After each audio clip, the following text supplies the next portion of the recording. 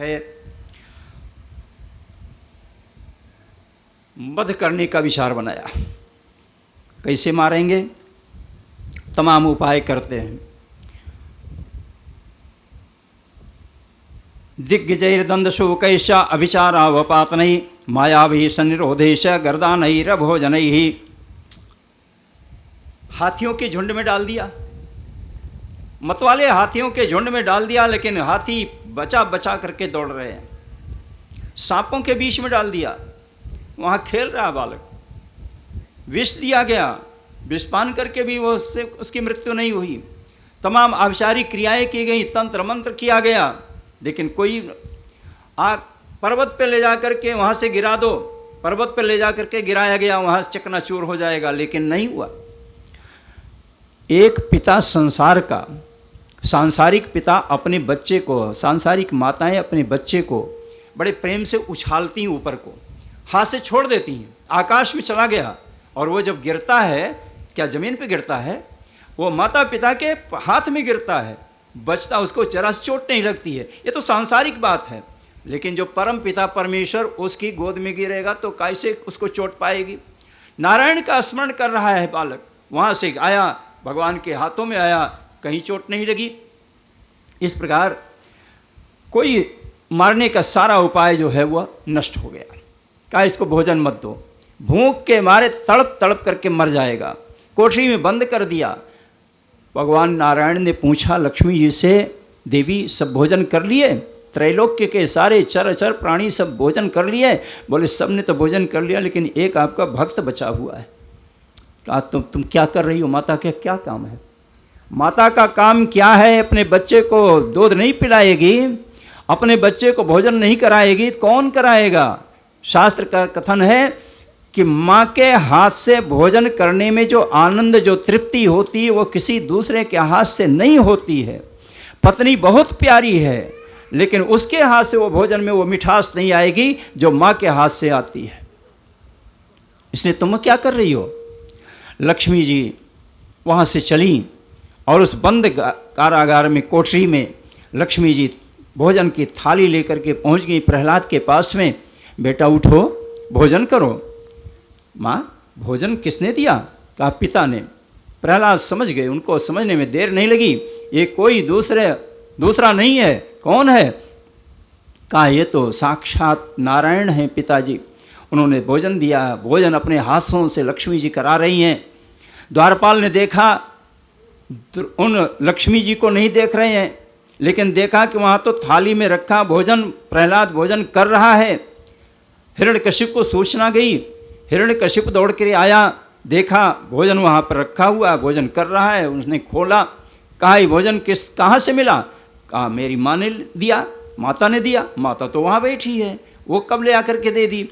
द्वारपाल कहते ना राजन, यह इसमें कोई नहीं आया, कमरे में कोई आया नहीं, हम लोग खूब पर इसके रखवाली कर रहे हैं। फिर कैसे आ गया पता नहीं चल पाया, वहाँ से ही बच गया। इसके बाद कहा महाराज अब हमको एक बार और समय दे दो। गुरुजी ने कहा हमारे गुरुदेव जब आएंगे, बड़े गुरुजी आएंगे तो इसको संभाल लेंगे, थोड़े दिन के लिए हमको दे दीजिए। दान है, पैर काहे के लिए बना है? तीर्थ यात्रा के लिए बना है। ये सिर काहे के लिए बना है? भगवान के सामने झुकने के लिए, प्रणाम करने के लिए सिर बना हुआ है। सारे शरीर के प्रत्येक अंग का काम है वो भगवान के काम के लिए है, अपने लिए कुछ नहीं है। ये उपदेश किया, बड़ा लंबा उपदेश दिया। अंत में इन बच्चों ने कहा भैया ये बताओ, ये कभी यहाँ पढ़ाया नहीं जाता है, आप ये कहाँ पढ़ के आए हो? कहा मैंने अपने गुरु से सीखा। अरे कौन सा गुरु? यहाँ तो ऐसे गुरु, यहाँ तो गुरु जो भगवान का नाम कभी लेते नहीं है, कौन से गुरु किसे? तो उन्होंने अपना पूरा वृत्तांत शुरू किया। जब मेरे पिताजी तप करने के लिए जा रहे थे, गए, क्या हो रहा है ये देखने के लिए हिरण्यकशिप स्वयं चला, और जब स्वयं आया देखा गुरुजी नाच रहे हैं, बच्चे नाच रहे हैं, प्रहलाद नाच रहा है, दूत नाच रहे हैं, नारायण का स्मरण हो रहा है। बड़ा क्रोध आया और क्रोधित होकर के जाकर के जैसे ही एक दूत के ऊपर हाथ रखा, नाच बंद हो गई। जानते हैं जब दो तार इकट्ठा हो जाते हैं तो वो फ्यूज हो जाती है, बिजली चली जाती है, कट जाती है। हिरण्यकश्यप का शरीर का स्पर्श हुआ, बिजली कट गई, नाच बंद हो गया। सब लोग अरे महाराज हमसे पता नहीं कैसे क्या हो गया, सब ले आए अपने फिर अब क्या किया जाए, अब इसको मार देना ही ठीक है। होलिका जो हिरण्यकश्यप की बहन, उसने कहा भैया एक मौका हमें दे दो। कहा तुम्हारे पास क्या है, इतने बड़ी बड़ी उपाय हमने कर डाले, सांपों से, हाथियों से, विष से, पहाड़ से ढकेल दिया, भूखा प्यासा रख दिया, तब तो मरा नहीं, तुम क्या करोगी। कहा आप नहीं जानते हो, आप भूल गए हो, हमें एक आशीर्वाद प्राप्त हुआ है, हम अगर आग में बैठ जाएं तो आग हमको नहीं जलाती है। कहा हाँ ये बात तो है। कहा बस चिता तैयार करो, हम बैठ जाते हैं प्रहलाद को लेकर के, प्रहलाद जल करके राख हो जाएगा। बड़ा सुंदर उपाय, बड़ा बढ़िया चिता लगाई गई। चिता लगाई गई, होलिका उस पर बैठी और उसके ऊपर प्रहलाद को गोद में बिठाया, नीचे से आग लगाई गई, लकड़ी जलनी शुरू हुई, होलिका भी उसी में जल करके राख हो गई। शास्त्र ने लिखा है हिंस्र स्वपापेन विहिंसता खलाह साधु समत्तेन भयाद विमुच्यते। हिंसक जो होते हैं, अपराधी जो होते हैं, वे अपने अपराध के कारण से स्वयं नष्ट हो जाते हैं, और जो धर्मात्मा होते हैं वे सारे संकट से उनकी मुक्ति मिल जाती है। आज वही हुआ, होलिका जल करके राख हो गई, प्रहलाद उसमें खेल रहा, बच गया, बच गया। हिरण्यकश्यप ने कहा प्रहलाद तुम्हें डर नहीं लगता है, जिसके एक बार आवाज कर देने से त्रैलोक्य कांप जाता है, देवता ब्रह्मा शंकर सब कांप जाते हैं, उनके सामने भी तू इस प्रकार से निडर होकर के कैसे खड़ा हो जाता है, तुम्हें किसका बल है। प्रहलाद ने कहा पिताजी मेरा ही नहीं, मैं ही नहीं बलवान हूँ, न केवलम में भवतश्च राजन सबई बलम बलिनाम च परेशान परे भरे भी स्थिर जंगमाजे ब्रह्मादि योजे नवश प्रणीता। मैं ही नहीं, जिसके बल से आप भी बलवान हो वही एक बलवान है, जिससे में सारा त्रैलोक्य बलशाली है, कोई दूसरा नहीं है। सही ईश्वर काल उरुक्रमोसव ओजा सह सत्य बलेंद्रिय आत्मा, भगवान का ही वर्णन करते हैं, वही सबसे बलवान है त्रैलोक्य में। पिताजी अभी भी कुछ बिगड़ा नहीं है। अपने पिता हिरण्यकश्यप को समझाते हैं प्रहलाद अभी भी कुछ बिगड़ा नहीं है। जय्या सुरम भावमिमं तवात्मनः समम मनोधस्वन संत विद्युषः ऋतेजितादात्मनदुत्पतस्थिता तद्देहनन्तस्य महत्समर्हणम्। अपनी इस आसुरी भावना का परित्याग कर दो, प्रत्येक प्राणी के साथ समता का भाव रखो, भगवान की आराधना करो। भगवान बड़े दयालु हैं, वे सारे अपराध को क्षमा कर देते वाले हैं। ऐसे भगवान की शरण में चलो, वही तुम्हारी रक्षा कर पाएंगे। हिरण्यकश्यप कहता है जिसके मृत्यु सन्निकट आ जाती है उसके मुंह से ऐसे ही शब्द निकलते हैं। इसलिए मैं मानता हूँ कि तुम बिल्कुल मरने के समीप आ गए हो। तुम्हारा भगवान वो कहाँ रहता है। प्रहलाद ने कहा पिताजी ये पूछना ही नहीं चाहिए, भगवान कहाँ रहता है। अरे भगवान तो सब जगह रहता है, अगर पूछना ही है तो पूछो ये कि भगवान कहाँ नहीं रहता है। भगवान तो सर्वत्र है। हिरण्यकश्यप कहा क्वासव कहाँ है। प्रहलाद ने कहा सब जगह है। हिरण्यकश्यप कहा यदि सर्वत्र कस्मात् स्तंभे न दृश्यते, यदि सब जगह है तो इस खंभे में क्यों नहीं दिखाई पड़ रहा है। क्या इसमें भी तुम्हारा वही परमात्मा, तुम्हारा नारायण इसमें भी है। प्रहलाद ने कहा कि मैंने जब कह दिया कि कण कण में व्याप्त रहने वाला परमात्मा, कोई ऐसा स्थान नहीं जहाँ न हो, अब इसको कह रहे हैं कि इसमें भी है, तो प्रहलाद उसको प्रणाम करते हैं खंभे को। हिरण्यकश्यप ने कहा वो देखो ये तो निर्देश दे रहा है, ये तो बता रहा है कि इसी में है। जिसको मैं खोज रहा था अब वो नारायण भाग रहा था, मेरे डर के नाते यहाँ खड़ा नहीं हो सकता, मेरे सामने नहीं आया, आज इसमें भी नहीं दिखाई पड़ रहा है, लेकिन मेरा बेटा बता रहा है कि इसी में है, अब तुम कहाँ जा पाओगे। उठाया हाथ में गदा और गदा उठा करके उस खंबे के ऊपर प्रहार किया। खड्गम प्रगृह्योत्पतितो वरासनात् स्तंभम तथा डाति बलः सुमुष्टिना, बड़े जोर से प्रहार किया, खंभा टूटा और उस टूटे खंभे से एक अद्भुत रूप दिखाई पड़ा, बड़ा अद्भुत रूप, आश्चर्यजनक, ऐसा कभी दृश्य देखने को नहीं मिला। सत्यम विधातुम निजभृत्तभाषितं व्याप्तिं च भूते शकुलेषु चात्मनः अदृश्यतात्यद्भुत रूपमुद्वहन् स्तंभे सभायां न मृगं न मानुषं। सत्यम विधातुम निजभृत्तभाषितं, अपने सेवक की कही हुई बात को सत्य करने के लिए, एक।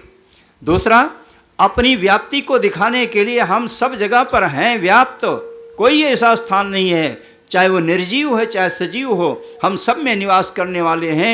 अपनी व्यापकता को दिखाने के लिए उस निर्जीव खंबे से भी एक अद्भुत दृश्य दिखाई पड़ा, रूप दिखाई पड़ा, जो न तो मृग है न सिंह है, न मनुष्य है और न ही सिंह है। इस तरह रूप दिखा, बड़ा ही क्रोधित, दौड़ करके हिरण्यकश्यप को जाकर के पकड़े। देवता लोग तो आकाश से प्रार्थना करते हैं, सारे देवता गंधर्व यक्ष किन्नर सब उनकी प्रार्थना कर रहे हैं।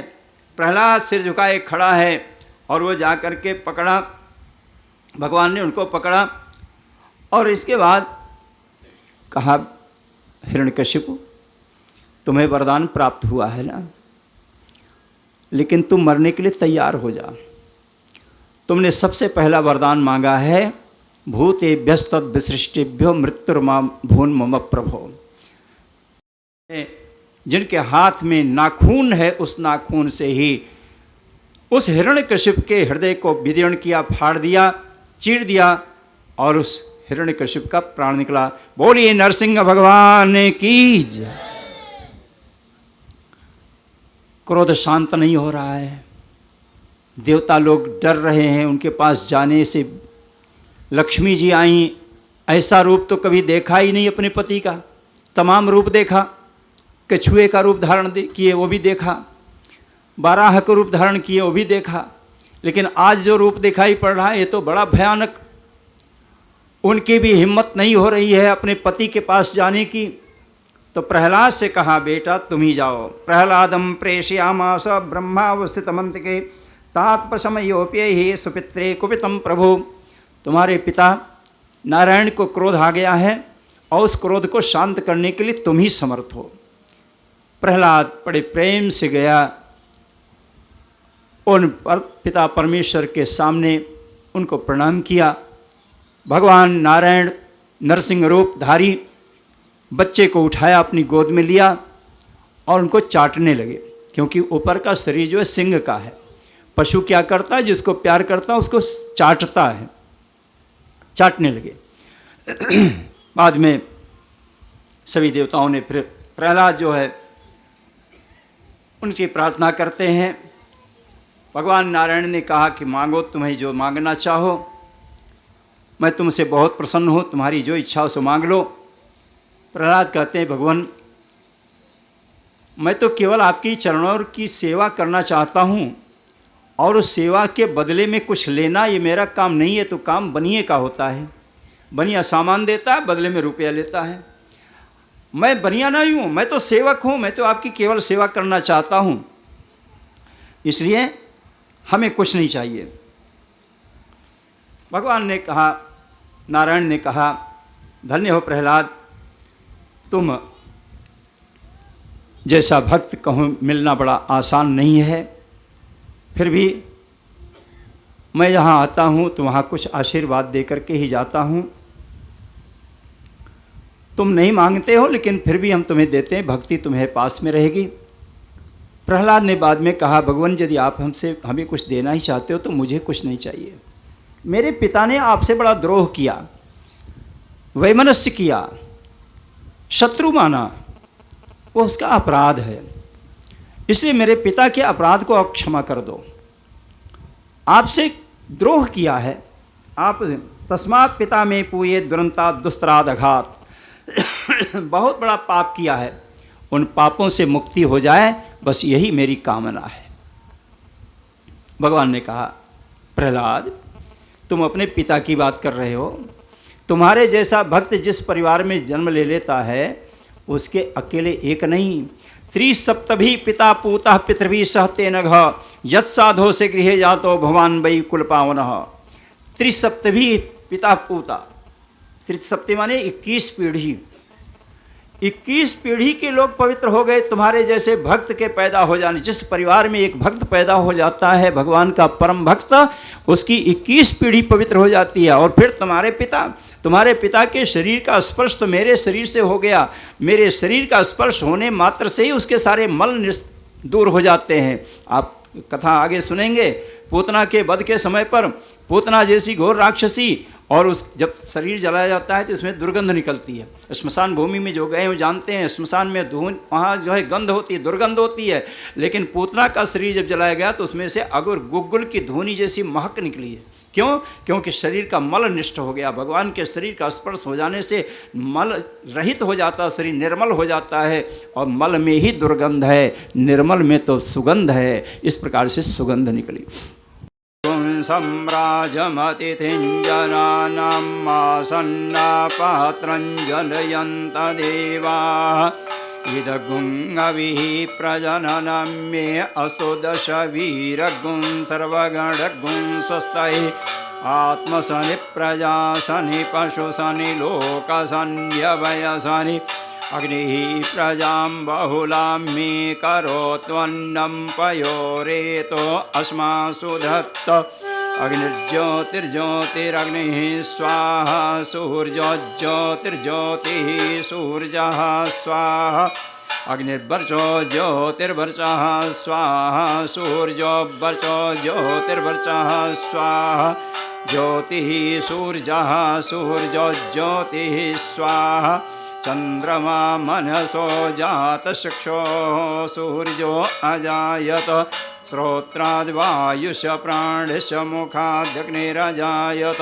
साज्यं च वर्धसंयुक्तं बहिना योजितं मया दीपं गृहाण देवीश त्रैलोक्यतिमिरापहं भक्त्या दीपं प्रयच्छामि देवाय परमात्मने त्राहि मां निर्याद्घोरात् दीपज्योतिर्नमोऽस्तु ते।